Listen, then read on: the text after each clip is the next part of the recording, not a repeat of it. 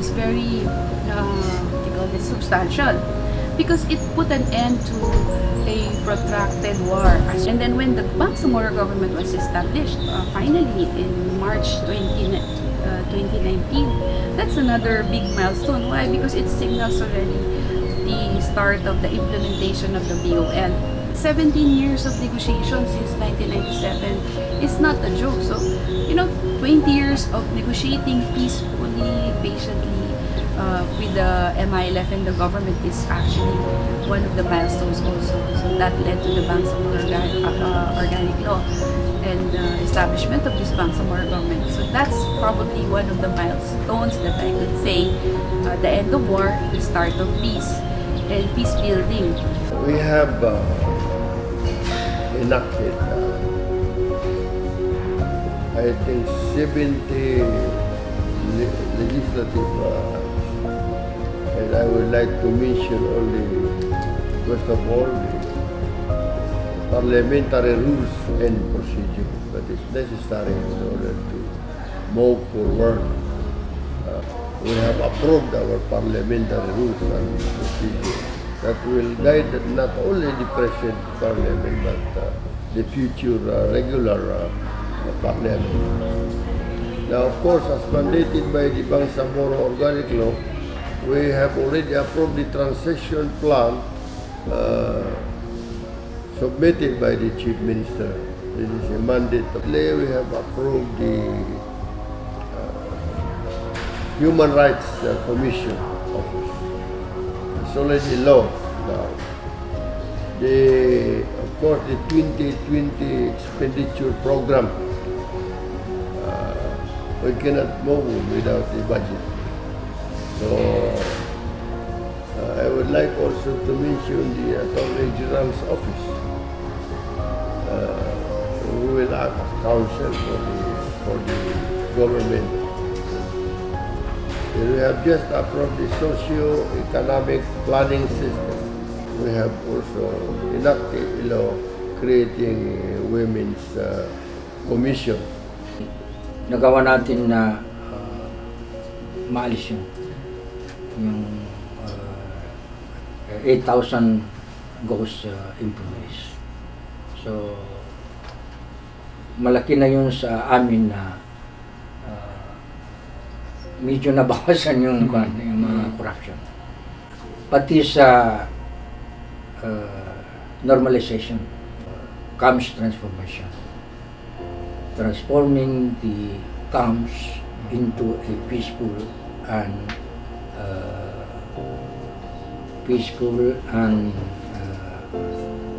they call productive community. Our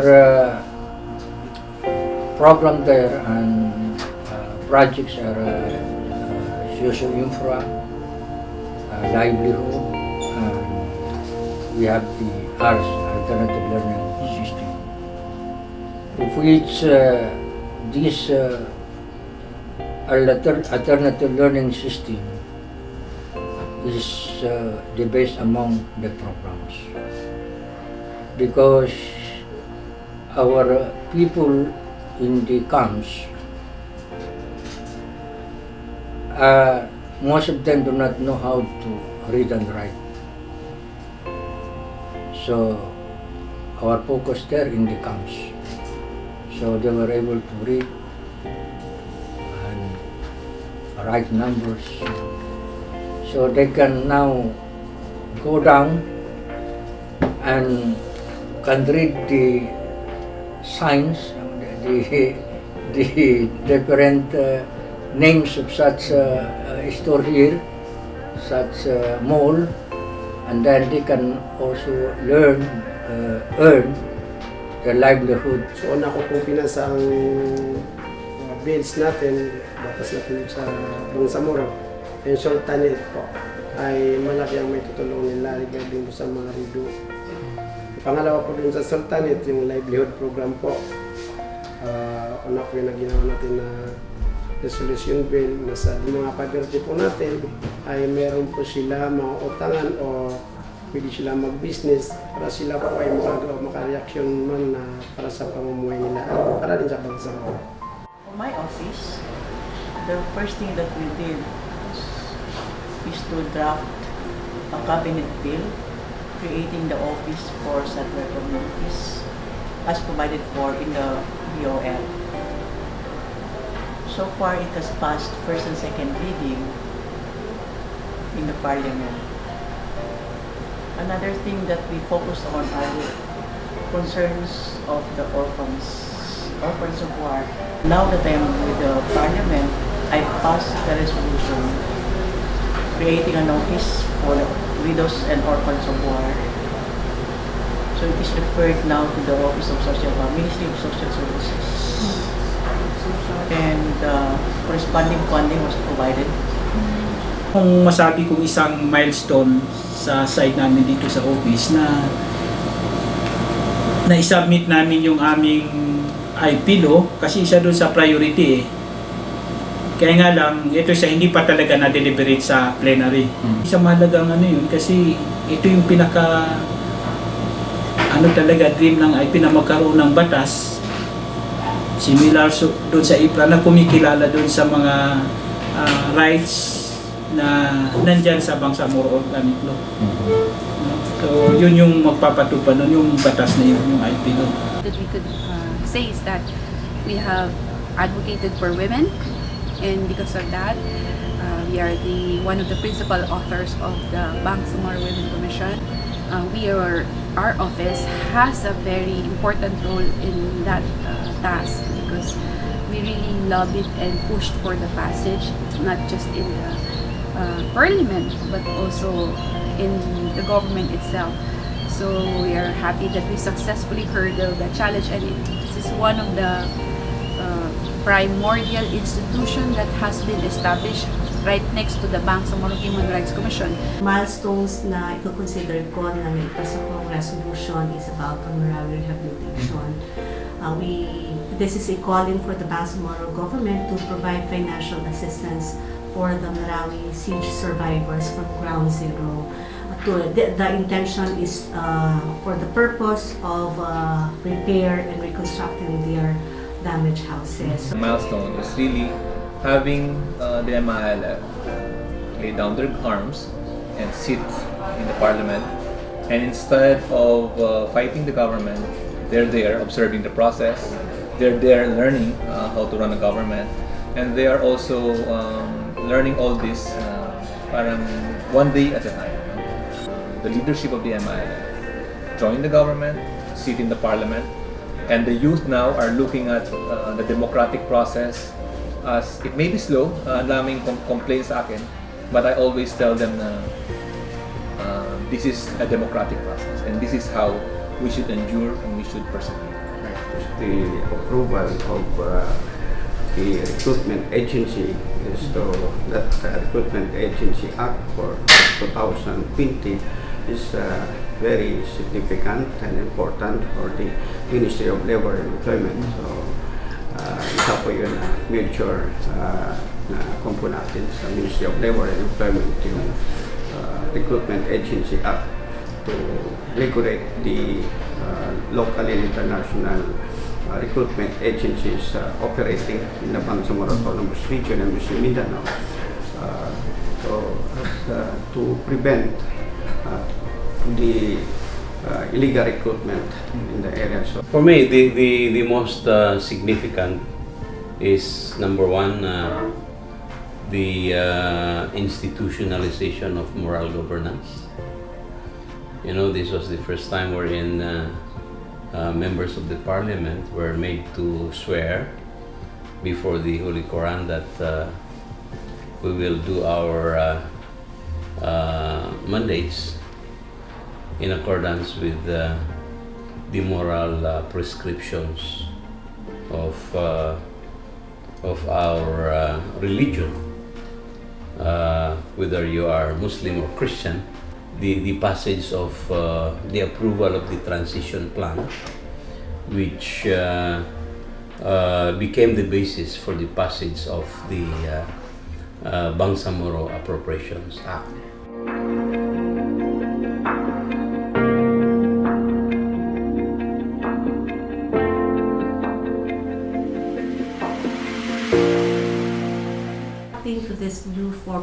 government is in itself a challenge. No? So since this is a new form of government, we aim to make the most out of it for the benefit of our constituents. So we hope that we will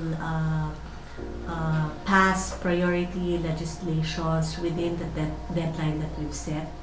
And we hope that we will be able to create offices also that are necessary in effective governance, and also enact budget that are responsive to the needs of our people. No?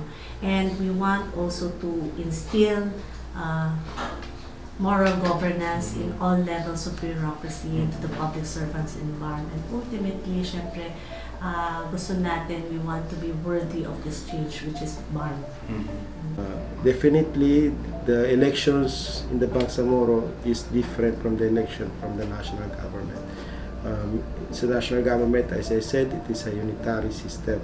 Ang parliamentary elections dito sa Bangsamoro ay hindi siya katulad ng sa national government. Challenge yan.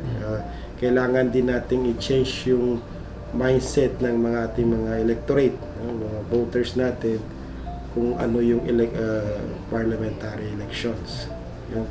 Ito yung first time talaga natin to establish a parliament dito sa Pilipinas. Mahirap po maghanap ng role model unless na pumunta ka sa ibang bansa, mag-research ka ng mabuti. But in the end, we should develop our own based sa context ng Philippine Constitution, Philippine administrative laws. Kailangan natin magawa ng sarili natin. So, it will be the initial challenge para dun sa mga first who will set the rules and traditions for the parliament. How we can be work together. The 79 members of the Bangsamoro Transitional Authority, that they have to work together in order to translate all those mandated under Republican 11054 into a viable autonomous region with good governance, and at the same time that we see to it that there will be inclusive. Everybody would be part of that, and be able to contribute their part to that establishment of the new autonomous region. So, form of government, and we need people to help us in establishing this new form of government in the bar. When we assess the three departments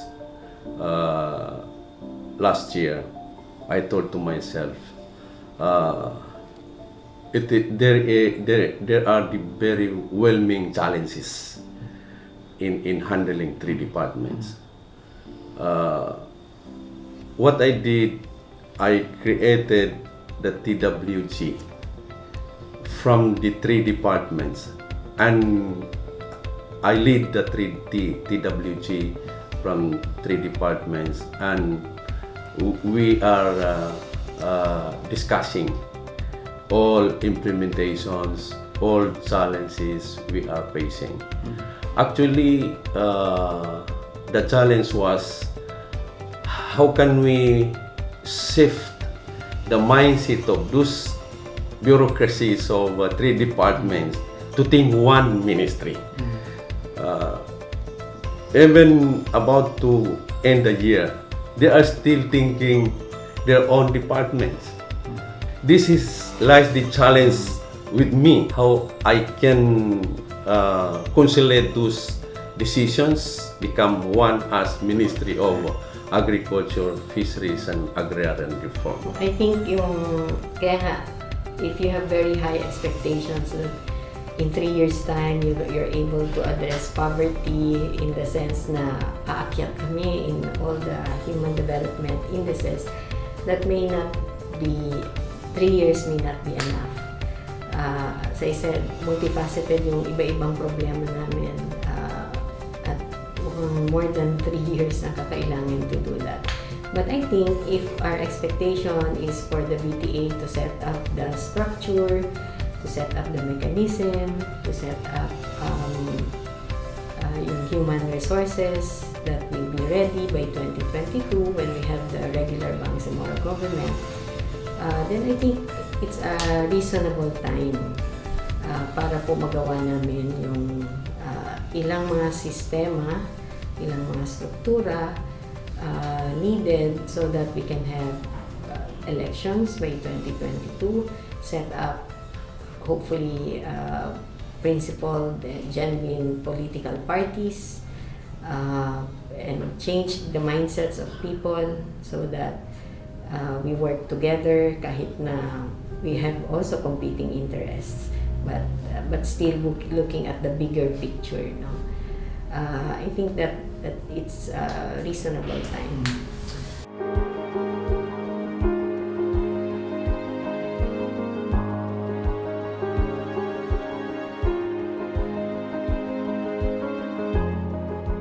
We should be united. That is the most important thing.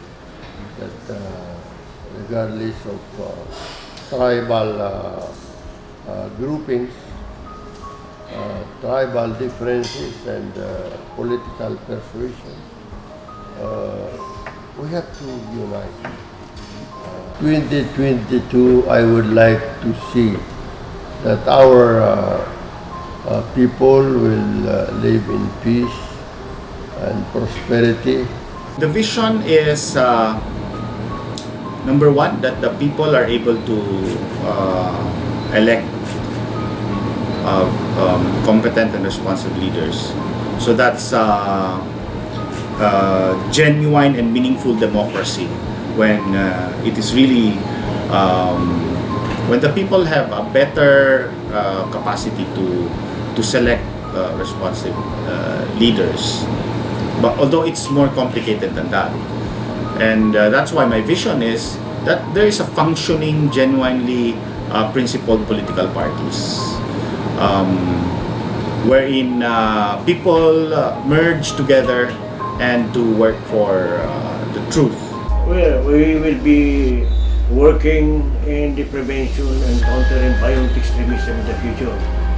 We hope we can achieve something. We believe this government is working for the good of all, and everybody is given a chance to participate in the peace process. So we will attend to this,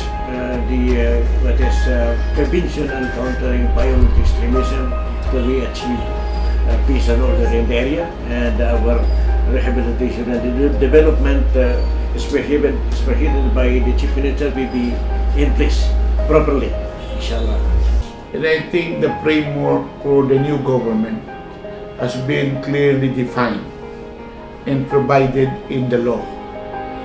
There is an effort to minimize at least the politics of the past and bring in a politics of idea, the politics of advocacy, the politics of programs. That is why in the law, effectively usher in a process of election that will definitely give the people the chance to elect the real representative is a challenge and at the same time a better hope